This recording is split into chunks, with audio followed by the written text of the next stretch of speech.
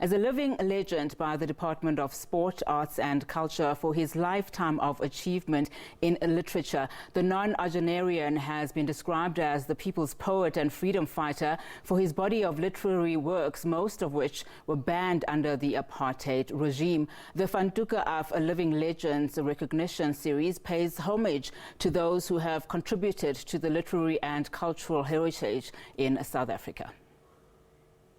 Announcing the imminence of death.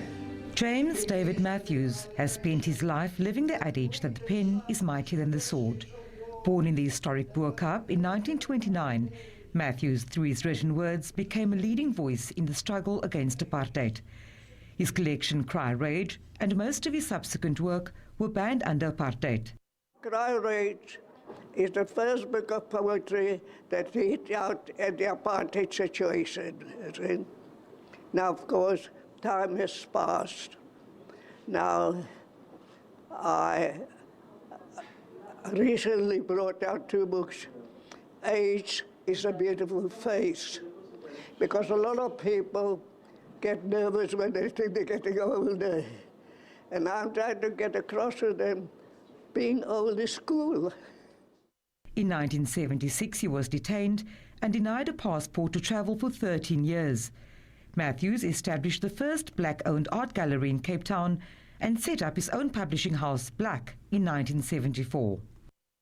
James was writing poetry, he was writing short stories, he was a publisher, he was a journalist, but more important, a very serious activist. In his own way,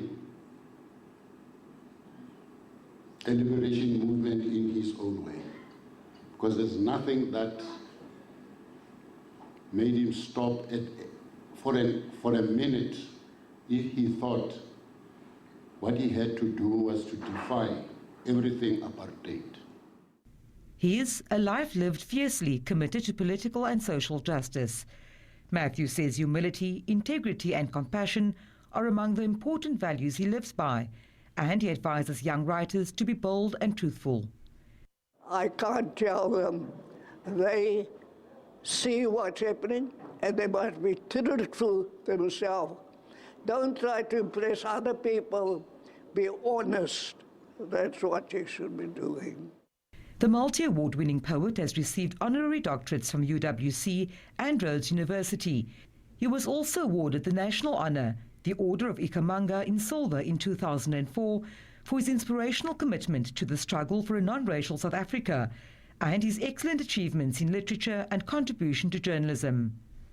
The Living Legends Award itself, Van Toeka af, reminds people that we are where we are because of those who came before us. Uncle James Matthews is one of those, as he was called, a dissident poet. His peers call him the true people's poet because he took on apartheid, he fought apartheid through written and spoken words, and today he's writing about love. A book produced to honour Matthews was launched at the event. Vanessa Puna, SABC News, Cape Town.